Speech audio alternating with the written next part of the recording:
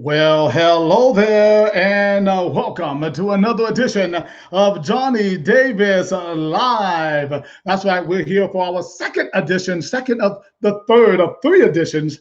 Today, we're talking about some great subjects. Our first subject there, we had Miss Goodine, Nurse Goodine, on very interesting topics there. And now we're going to be speaking with two very intelligent people here who are going to bring a very interesting perspective to this whole. I call it letters of inspiration, letters of testimony for change. We have as one of our guests that you see up in the screen right now, Miss Ginny LaPrairie. There she is. She's out of Virginia Beach, Virginia. We've been knowing her for quite some time. And I tell you, she wrote a very inspirational letter the other day on Facebook, and I just had to say something to her and try to get on the show. But before we say that, we always want to thank our sponsors, Blackout Fights at blackoutfights.com and Eastern Offset Printing out of Atlantic Beach, North Carolina, for all they do for us as well. Ladies and gentlemen, without any further ado, please welcome my first guest today, Miss Ginny LaPrairie. Since you have people in the fight world, so I just thought maybe that that would be your first. Like being at home. That was home for me. Exactly, because you're at fights all the time. Jenny, thanks so much for being on the show today. I really appreciate it, and I also appreciate the comment that you made a little earlier, that you were saying that the only reason that you're coming on is because it's me. so well, one of the only reasons, because you said that you kind of feel what I'm trying to do, and that's trying to you bring levity to this whole environment and all of the things we have going on now in our society. And all that has been highlighted a little bit more with the death of Mr. George Floyd. A lot of people obviously have been outraged by that incident. But you wrote a very interesting piece the other day, and I guess I could read it. Do you have it in front of you? Yeah, I'm sorry. I am technologically declined, and I cannot get all this to go. So if you don't mind, right. I just want to take a moment, and I want to read it. But let me say this first in my opening statements, because I'm going to read this too, because I want to make sure that people understand what my goal and my agenda is today. Okay, I've been seeing a lot of posts from people in the white community who are saying that they want to pay more attention to what is going on with their black friends or in their community. Some have said that they have never considered themselves racist, but it means that they have lived perhaps in a bubble. We will hear from a few people today who will explain their thoughts in more detail. I want to say this too. What I have not seen, and I alluded to in my last show, is that I would like to see more from the African American community who have perhaps prejudged people as racist, perhaps come out and say that maybe they are doing a little introspect as well, because I think this thing works both ways. The goal of the show today is to promote healing in a wound that has been seeping with the pus of injustice and inequality for way too long. I believe with all my heart that open dialogue is the key. Okay, so now I want to go to Miss Ginny LaPrairie there. You see on the screen, I'm going to take a moment and read this post that inspired me to contact her to be on the show today. She said, "I am white, so I hear all lives matter." I didn't know you were white. I didn't know. I'm kidding, Ginny. She says, I am white, so I hear all lives matter a lot. You're missing the point. No one is saying our lives don't matter too. The point is that your house is not on fire. I stand with the human race. May we judge all by their character. Not all white people are racist. Not all black people are criminals. We each have an individual responsibility to show up in the world with our good, to get curious and use our voices. Ginny, very good letter. That sounded better when you read it. What inspired you to write that letter, that post? current events, but also everybody comes with their own history. This isn't just happening. This problem didn't just show up. It didn't get worse. It's out there more. Mm. We can only hope. Uh, but it was just such an influx of, I don't know. I mean, it was just my whole stream on Facebook. And, to know me is to know that social media to me is bittersweet, sort of a mix of good and evil in itself. And so I consciously focus on it as a tool that I can use and just focus the good. But, I think we're kidding ourselves to, have the positivity that's sort of icky, like, oh, it'll be fine, just ignore it, no big deal, we'll just focus here and everything will be great. Right. What I like about the integrity of real positivity and real, hey, remember, and real, I'm going to use my own page to use my own voice, and you can keep scrolling if you feel like it. Nothing said you have to care or agree. Um, beyond that fake positivity is real integrity, where you say, this is hard and I stand with you. Right. I want to digress just a moment, because give us a little bit about your upbringing and where you were raised and how you were raised. So I have sort of a mix of influence. Um, I was raised by a very hardworking single mom. Mhm. This, this started because of the last woman who was speaking, and I told myself that I wouldn't get so moved that I'd cry, but it's just so ugly, but so moving to bring everyone together. So pardon my tears. um, you know, I was raised by this really hardworking single mom, um, in a very female centric family. Um, that said, that was also kind of coupled with a very big bubble. Um, I saw different injustices, so I thought. We were focused on the inequality of women, um, Mm, and that also being a human right. yes. Um, and I watched her struggle, and I watched her break through some ceilings of her own, even as a white woman.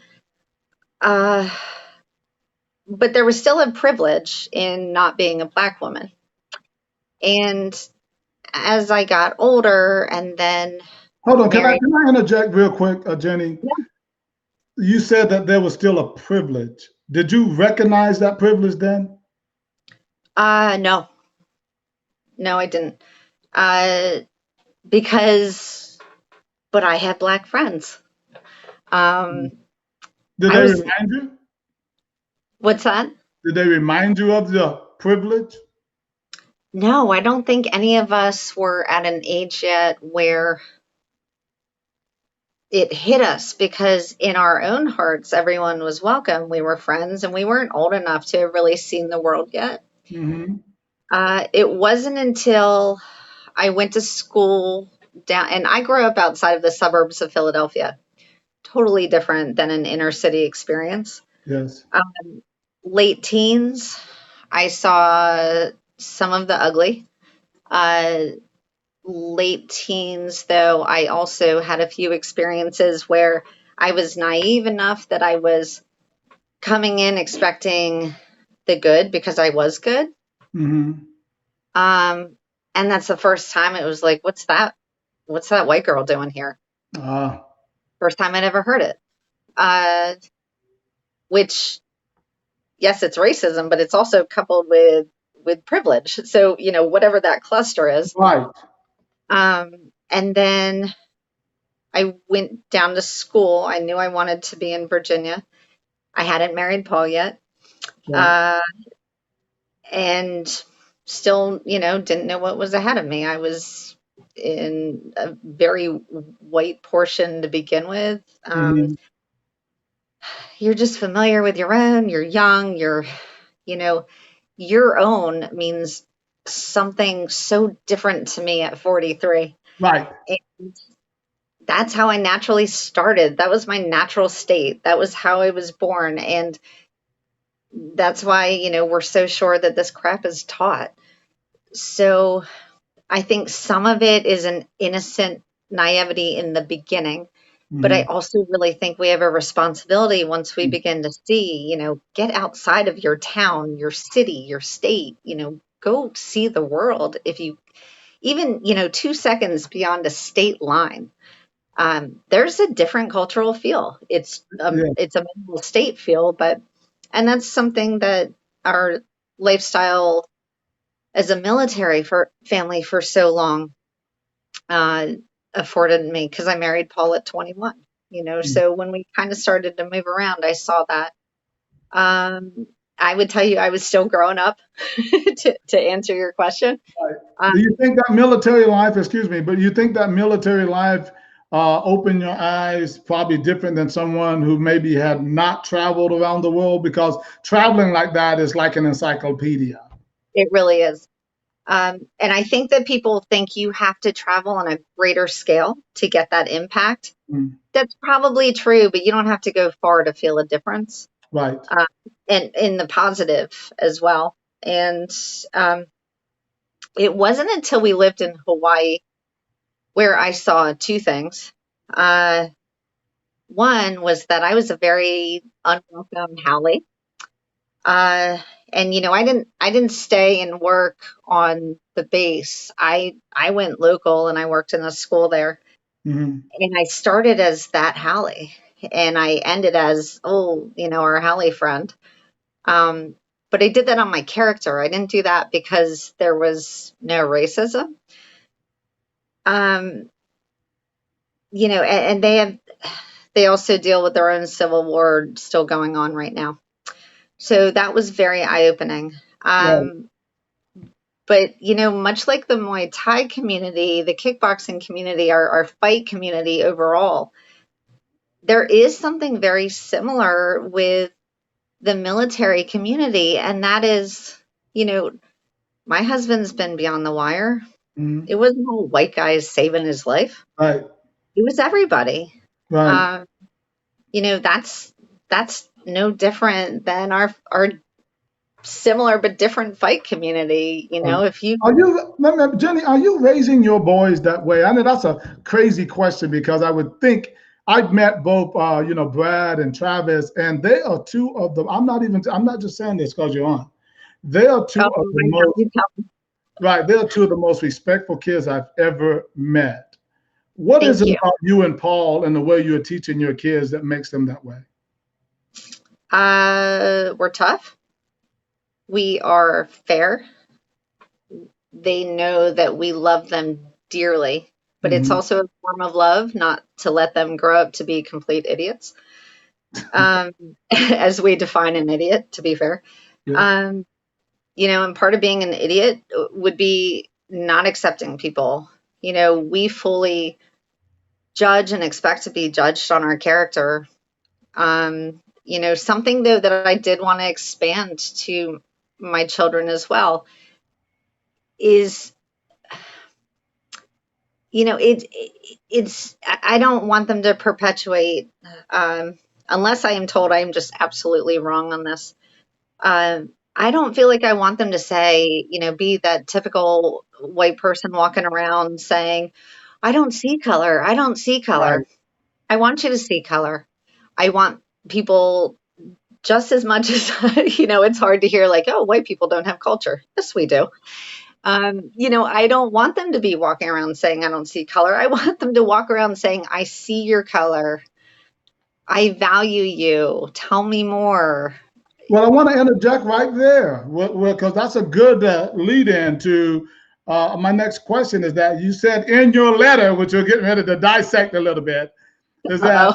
you said that because the fact that you are white, I guess, that you always hear this. that all lives matter. So I want Yeah. you to expand on that a little bit to when you say you hear it a lot, where are you hearing this and how are you hearing that? I am hearing it in a sense of it's sort of an implied, what about us? I will tell you, in my experience, predominantly white people say it. And that's why I bothered to say, that I was white. Um, yeah, I mean, in my experience, I'm hearing it mostly from white people that, hey, wait a second, is this a different inequality? I thought my life mattered too. And at best, we're trying to equal the bar, right? Equal the playing Right. field. And that's not the point. Um, in I don't think. I really believe the point is the playing field has not been equal.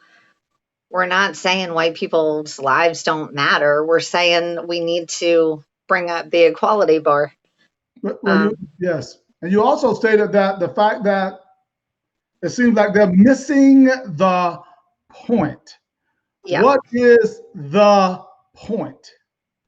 to me, and uh, the answers that I've received from asking those questions. Because again, I'm not here to present myself as all knowing No. and or but at the same time having asked questions and making sure that I do have the facts and that I do understand. Um, you know, the point to me is all lives always mattered. Um, but again, it's not us that's under attack anywhere near what's going on in the world today. Um, yeah, is it hard to watch my kids or and I've had some things assumed. I've had some difficult interactions just simply because I'm white, but it Right. doesn't compare. And there have been times where I think, geez, I need to defend myself, or wait a second, I'm a good person. Why am I even in this Mhm. situation?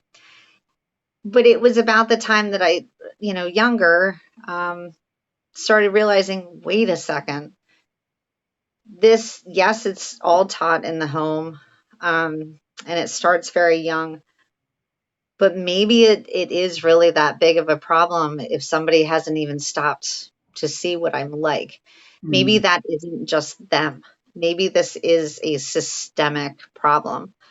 Um, it's one thing I feel like everyone can say, I'm not a racist. I know racism exists. It's bad. Mhm. But what does it really mean? And we all see it in different ways. Um, and yes, it's frustrating. Right. You said I'm sorry, but you also stated that no one is saying that their lives don't matter. So no one's saying that, but Right. That was to me, that was never the point. right, so they're not saying that their lives don't matter. But why do you think specifically it's white people who seem to say that more? Why do you think that is? Well, I mean, honestly, for one, I think just logically, because I'm white and there are a lot of white people around me, um, They that feel doesn't that doesn't mean that I don't interact with plenty of people of a right, variety of race, but I also think I don't think well, I don't know. It seems to me like the racism exists between plenty of races, you know kind of as it is. It's not just a black and white history. right, um I've even heard of the struggles between two people where one person is lighter skinned than the other, and yeah, there's racism yeah, between the that two. is very true. Yeah. Colorism. It's called colorism. Right. So, I think there are so many tiers to this. it just gets frustrating, it's like nobody's saying it. It's just Right. you're specifically the issue right now that was a black man. Nobody's saying that all these things aren't happening, and nobody's saying that, we don't all matter. It's that this all brought out very recently of George Floyd. He was a black man. This is a persistent issue in history. What did you think when you saw that? What were you thinking when you saw that, Jenny? Um, you know, honestly, I wondered first. Well, no, I mean, to start, it was so disgusting that I watched only to gather information. Right. It made, because I work so hard to be fair, but I understand I'm a subjective human. Even when I think I have the facts, I may not. Were you thinking that it was maybe justified without knowing all the facts? No. Uh, Now I had a leg up on that because when I became aware of it swiftly, but it had already been reported. Um, this is kind of a dicey place because you're working to be objective, and at the same time, it's so hard to watch the news anyway. You can't trust anyone unless you were Right. literally there. The news is a business. They're Right. doing it with war and politics as well. It's hard to know. And Yeah. that's where I kind of give people a little bit of a break. At the same time, to find out there were 4 people involved, and that was early reporting, but they held off on who the other 3 people And they were were. different races. Right. And when, it was interesting to look at the faces of those men, and it's like, wait a second, those are 2 other races represented there. But this is the whole idea, Jenny, is Yep. that I always say that we're not defined by race. We're Right. defined by cultures. Sure. Yeah. So if you have a police culture that is discriminatory towards a group of people, then there Right. lies the problem. Yeah. And it's hard. And, that's why I've been so outspoken about police as well.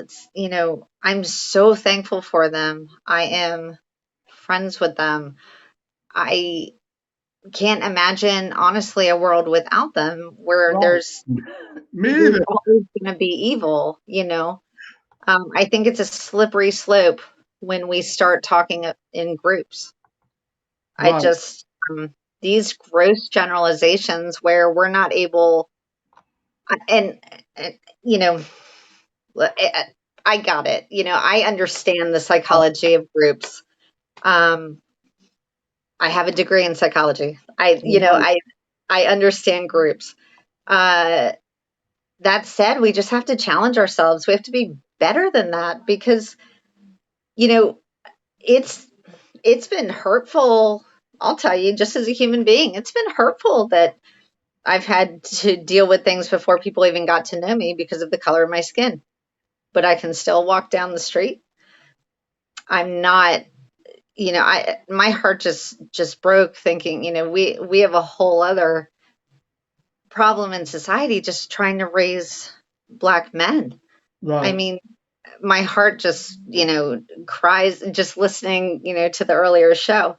Um, but I think it's also dangerous to leave out the good because Yes, there's yes, and that's what we'll definitely want to get to that as well. But do you think on that subject, and I'll be moving on from that in a second here, and we have Mr. Keith Richardson in the lobby there. We'll be bringing him up shortly. But do you think that perhaps when in particular whites say that all lives matter, that they feel like by if you attack them a little bit, that it's like a form of discrimination or reverse discrimination? I I think there is some of that.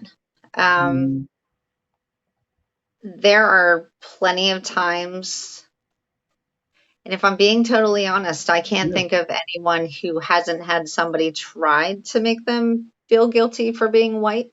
right. Um, that's just as prevalent as I don't think I know anybody who hasn't experienced racism. Um, it's it's more of that grouping. It's I'll share something difficult with you. And again, I understand it doesn't compare to the reason why we experience these things. I get it. Um, and I, at the same time, am not so cocky that I would tell you I know exactly what it is like to feel that. No, I conceptualize what it is like to feel that racism. Mm-hmm. Um, small glimpse living in Hawaii, small glimpse Mm-hmm. starting out in a neighborhood that Paul and I were made very clear that we weren't supposed to be a mile that south. Okay. Um, it's real, Right. but it speaks to the bigger problem. Right. And so, to share, I'm a preschool director along with a nutrition and wellness consultant, right? Mm-hmm. And I've been in the field of early ed for over 20 years now. And this is the place where we teach social emotional growth. It's where we role model. It's where I feel like we need to be having more conversations about racism and how we treat people. Right. Um, and it's kind of where we get mad when where people aren't kind, and Right. that's what we do here, right? So there have been times over the years where I have had to let children go. You try, but nobody wants to talk about the year and a half that you've been working with kids and developing Mm-hmm. behavior plans and not getting the support of the parents. And it's a very small percentage, but sometimes it's just what it is. And it gets to a point where I have to ask them to leave because I just can't let other children be hurt. Sure. And maybe this isn't the group for them. And sometimes they need a psychoeducational setting, Right. which I've also worked in. So sometimes I know where that line is.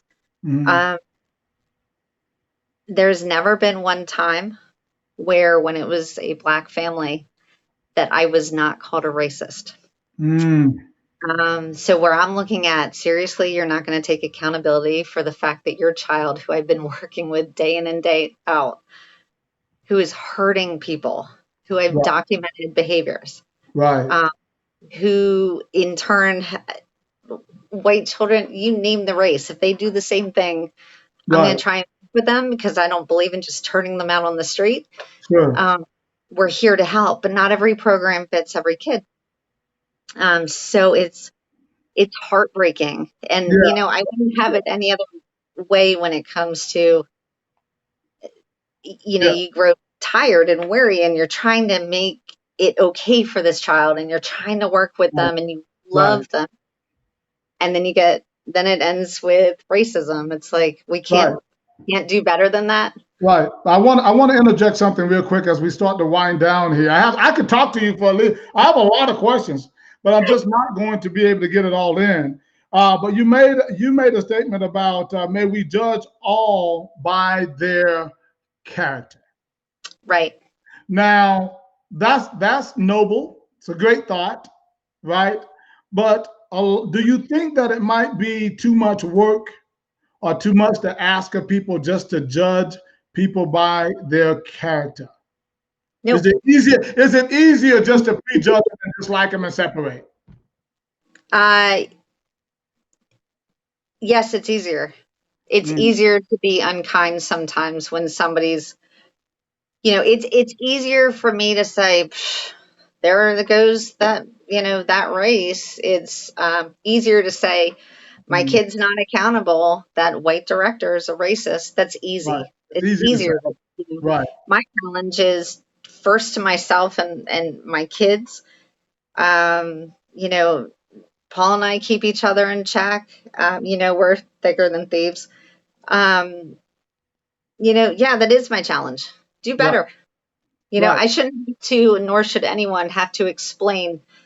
Be good to people. You're going to make enough mistakes as a good person. Right. Don't be the bad guy. Right. Well, listen here, really quick, because you said that, in your, and I'm just kind of dissecting your letter, right? I'm dissecting your letter. And this is the last part of this. There's two parts to this question, right? But you said that not all white people are racist, not all black people are criminals. Right. Can, In what would be quotes. your I put that in quotes. Yeah, what would be, there's two parts in that. So, what would be your suggestion on how white people can better appear not to be a racist?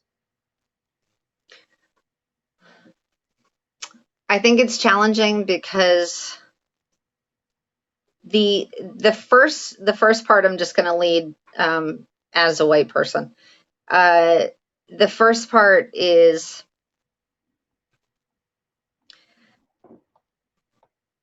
I think it's really difficult to bear the burden of a history you're not participating in. That's where white guilt comes from. Yes. And I don't know anyone personally who has a reason to be guilty except they were born in the same way as a black person, and that is out of their control. Um, there is no such thing as reverse racism, and You don't think there's a thing as reverse racism? nope, I think racism is racism. Mm-hmm. If somebody is judging me by the color of my skin and not my behavior and character, that's racist. Well, I think that when they say reverse, I think they maybe mean revenge racism. That might be a better word. That's fair. Yeah. That said, I think that we also have a responsibility to understand and hold and not repeat what is an ugly history. Right. It's not all bad. Right. There's a lot of good if you look at it. If Right. if you're looking for it, you will find it. But same as the bad, if you're looking for it, you'll find it. Um, but there has got to, and I feel desperate about this statement, Okay. for all the people that and even in your previous show she was saying I couldn't believe how many white people were around supporting. There are Right. so many good white people, and Right. I just, it was so amazing to hear. Yes. Um, It's true. it's difficult to hear because the reality is that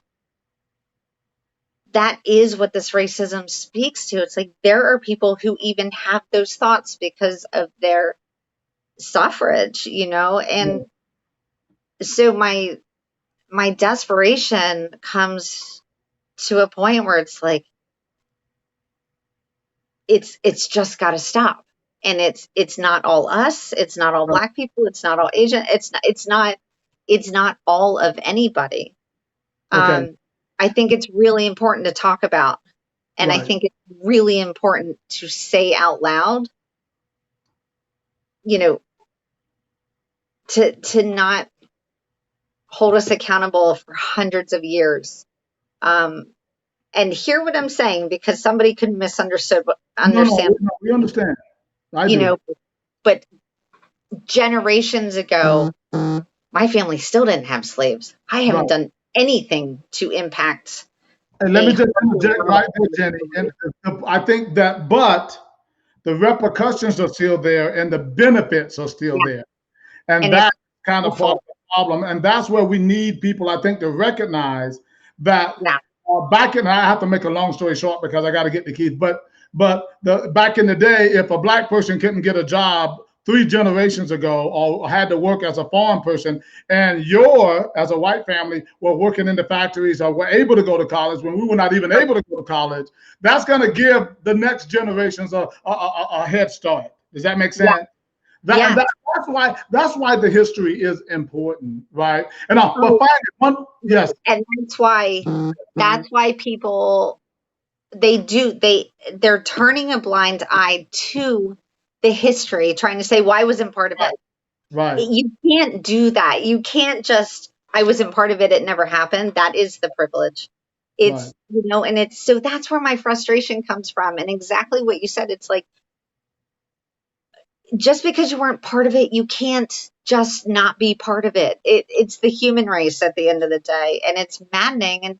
And to me, this is different than, politics, where you kind of have a built-in vote if Right. you get to, somebody recently asked me, why'd you show up on this and not politics? So people in Right. politics were just Right. being mean to each other, and they already have a built-in vote.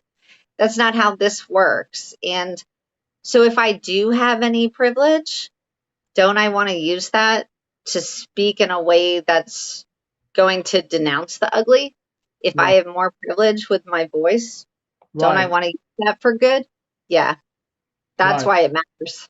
Right, it does matter, and I think you, in that you kind of answered the second question as well, as seeing blacks as criminals, and how can we begin to change that? And really, it just kind of goes back into education and Yeah. understanding and empathy and things like that. Well, but I tell you what, we've talked a mouthful here, Jenny. No, I have more questions, but me being Johnny Davis here, and why I have a little bit more time, because I'm getting ready to get started again with all the events and all that. So I'm just not going to have as much time to sit down for 3 hours and do 3 shows, right? right, I right. will say to my guest coming up next, to Keith, we're going to bring him up next and we're going to have a chat. Then I have a show following at 2, but it's going to be a little later too, guys. So my guest coming up there, because it's Jenny's fault. It's not my fault. It's They know it's your fault. Jenny, you have been outstanding. I want to thank you so much for being on the show today, and we hope to talk to you real soon, okay? All right, Johnny, we'll see you at the next event. Thank you. Sure. Thanks so much. Bye-bye. Bye. All right, ladies and gentlemen, we're speaking of Miss Ginny LaPrairie there. She's out of Virginia Beach of Virginia there. Great conversation there. We were also, I have Mr. Keith Richardson up. I think if we didn't lose him, there he is. He's still there waiting on us. I appreciate that. We're going to bring him up right now. A lot of you out there in the MMA community, you might know who he is. Ladies and gentlemen, he's a professional mixed martial arts fighter. He's out of Fort Mills, South Carolina, well known in these parts. He's left a lot of people laying out in the ring there. How you doing, Keith? Doing good. Glad to talk to you. Good. And as today, we're talking about letters of testimony, right? And you were one of the people who wrote a very interesting letter the other day on Facebook. It was rather long, a long letter, and people can read it. So, but I want to just get right into it a little bit. And I want to do you have it in front of you? Would you like to read it, or would you like for me to read it? I don't have it in front of me. And okay. I read it much better than I would. Well, anyway, I'll read a little bit of it, and just so people can have a general idea of what he said in this letter, because I want to tell you about how people are beginning to do some introspect. And again, right now we're talking to 2 white people, but I would like to have, again, people from other cultures, particularly African American, also maybe come on and let's talk about that introspect that you are doing to make sure that you are taking another look at white people. Say, on Johnny Davis Live is real talk, real solutions. I'm not going to make it one side and not the other. It's got to work on both sides. It splits 2 ways here, okay? And because I think that we need to look.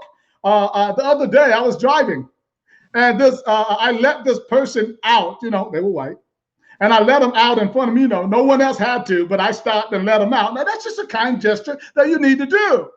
But the person just ignored me, didn't say thank you, didn't wave their hand or anything, right?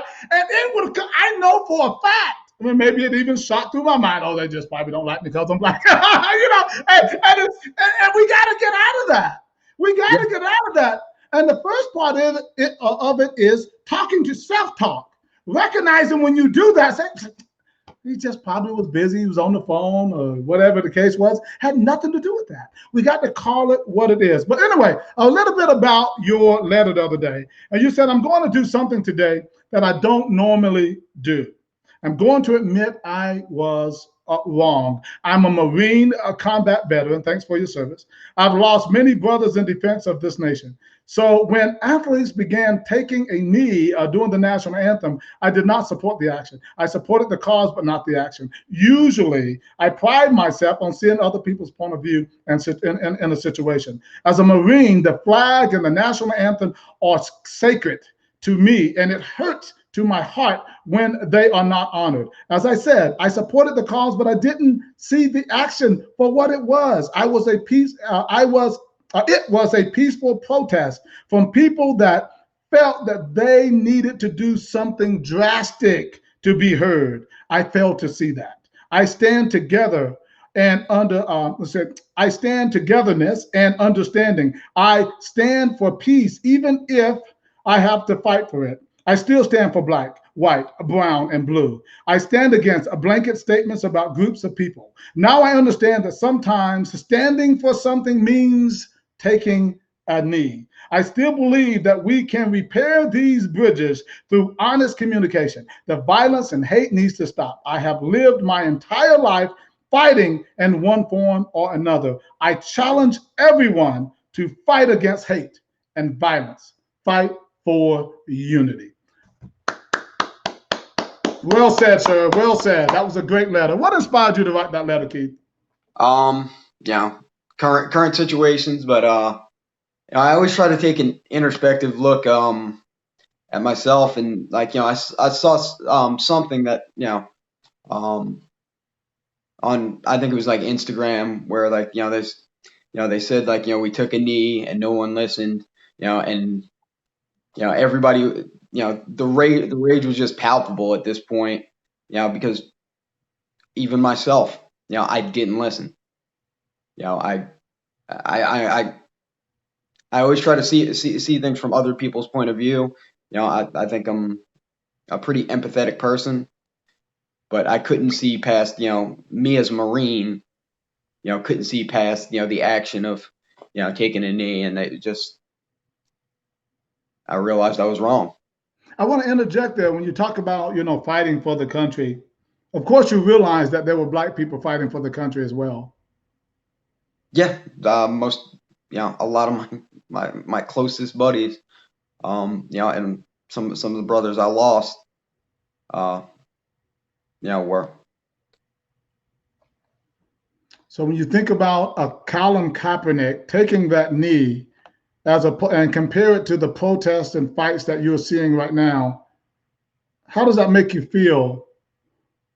Not only that, you said drastic. How is taking a knee drastic? I know the answer, but how was that drastic when you're thinking about real drastic when people are protesting and rioting and things like that? How was taking a knee drastic? Like I said, the flag, the national anthem, those are things that we're always taught to, held sacred by me. I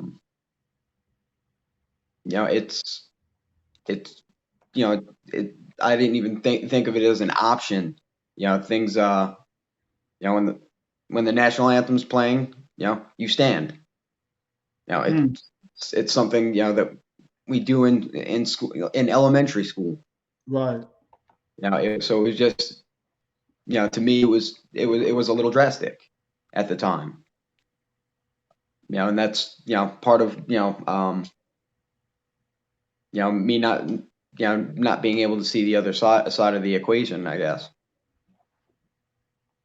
Yes, and drastic when you also think about the fact that he took the knee and he pretty much lost his career. Yeah, he stood up to millions and millions of people. And it was definitely a drastic action. It had repercussions on his life, and people were burning Nike products, for supporting him. It was definitely a drastic action, at the time, but looking back at it, from today, it doesn't seem as drastic when we've got riots and looting. Right, right, right. How will this change you, Keith? I mean, what will you do different in your daily life to bring about change? I think I've always been somebody that connects with all people. One of the things that I think hurt me so deeply by getting this wrong is how I'm so connected on all sides. I have two nephews, one black, one white. At my gym, I consider my students family. Right. And I've got to me, I've got family of all different colors. Right. I consider myself somebody that tries to bring everybody together. Sure. So for me to miss on this, it hurt me deeply. It was something like when I wrote it, it was one of the first things that I did that day. It was something that like I just had to get out. But I think the fact that you did it speaks volumes. And it's such a message for not just, again, white people, for all people to do some introspect, to take a look at themselves and to try to make, you're the type of person, your message is going to make this world a better place. You understand that, correct? That's, if I can bring anything, from my mistake, I hope it's that. I hope, it inspires other people to, take a better look at themselves, take a better look at, what they're putting out in the world. Right. So when you see some of the imbalance going on, when you look at our political climate right now, and people are trying to make this thing one side against the other side, and regardless of their political views, I mean, there are people though who are definitely coming out and they're saying, things that are very negative about, the different groups, and they're putting it and they're dividing us more politically. What are your thoughts about that? It's rough because we don't talk anymore. There's no dialogue. Everybody has this entrenched mindset, and the way the news is set up now, it just keeps on feeding into that. You've got the left-wing media, the right-wing media, and everybody's got their little prepackaged, entrenched stance, and nobody's willing to budge an inch. Where, the solution really almost always lies somewhere in the middle. Right. We're never going to get to that point if we don't talk, and it's way more beneficial for them, to keep us separated than it is for us to come together. Yes, I have a picture of Mr. Colin Kaepernick on the screen with you. You said that you maybe couldn't see what was going on right this minute, but as a white person and someone who did not see his plight and see his cause or the cause of the people, if he was right in front of you right now, what would you say to him? Unlike, let me just double on this, Drew Brees, who came out and said something really derogatory the other day. He came back with an apology, but how do you change that fast? Either you feel it or you don't, right? It takes a process, right? Wouldn't you think? What would you say to Mr. Kaepernick today if you could speak to him directly? I'd apologize. I'd apologize. I always supported the message.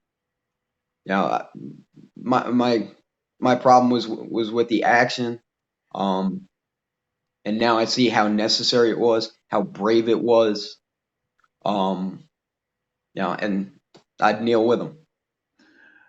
Thank you. The thing that always gets me about taking the knee was that people take a knee to pray in their most humble, their most sincere moments. Taking a knee is so simple, if you will, and so almost sacred. And he took that route as opposed to stomping on the flag. And I heard somebody yesterday on Facebook who were on my friends list, but no longer, right? that said, told Colin Kaepernick to go and kiss my da-da-da. Yeah. And unacceptable. That's unacceptable to me. Not because it's about the issue, but again, just being totally disrespectful to people. It's just unacceptable. So we have to kind of divide ourselves. Do you see yourself, and here's as I wind this down, do you see yourself dividing yourself, separating yourself from like-minded people like the way you were before? Or do you plan to try to continue to stay with them and maybe educate them? How are you going to deal with that, Keith? I've always tried, even when, before my mindset changed, yes. I was always open, honest, and I was willing to discuss. I was always willing to discuss it.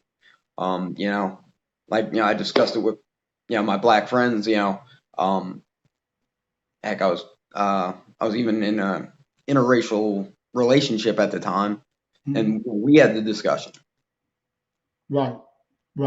Well, I tell you what, man, you and Ginny LaPrairie coming on this show today, as well as my earlier guest, Miss Nurse Gridine, you're phenomenal. I'm so glad that you guys took the time to come on today. I think your story is awesome, and I think it's one of real change. And this is the message that we need to get out today. And I'm glad for having a format for the fight community, if you will. To be able, that's why I tell people I talk about anything, because we are real people with real hearts that have real situations. And you've proven that here again today, being an MMA fighter and out there. Let me say this really quick before I close out. Do you have any idea when you're going to be fighting again? I know that everything's been shut down with this COVID-19. Yeah, I'm hoping, it's everything's kind of still up in the air with, events getting scheduled and everything like that. Yeah. I'm hoping to be back in action by September. On a possibility. So. Yeah. Well, just FYI, I know you have a gym. There is this big tournament coming up in October 9th and 10th in Myrtle Beach, South Carolina. You might have heard of it. It's called the IKF East Coast Classic. I heard that it was a decent event. Well, a lot of fighters show up. We have a lot of fighters already from the spring tournament that will be coming to that tournament, and we're going to open up a whole new registration for it. Just saying, might be an event to see Keith Richardson. I think you'll see me and some of my crew out there. Sounds good, Keith. Oh, by the way, I love your last name. On a personal note, Richardson married a Richardson. We named our son. His name is Richardson Davis, right? And so that name is a big name in our family. Mr. Keith Richardson, thanks so much for coming on today, sir. I appreciate it. Thanks for having me, brother. I appreciate it. All right, we'll talk to you again soon. Thanks so much. All right, yes, sir. All right, ladies and gentlemen, speaking there, Mr. Keith Richardson from the heart. He certainly bringing out some real good information, telling it like it is, and letting people know that there is room for change, regardless of how you used to feel about certain things. I've done it. You can do it too. Get educated, open your mind, open your heart, get to know people, and I promise you, change is right in the next door if you're willing to open it. All right, guys, that's all I have for you right now. We're getting ready for our third show today with the Legion Sports Festival and some of our special guests there. I want to thank you so much again for watching Johnny Davis Live. Thanks to our sponsors, Blackout Fight Gear and Eastern Offset Printing. Always, Fort March, this is Johnny Davis Live, and I'm checking out. Talk to you soon. Bye-bye.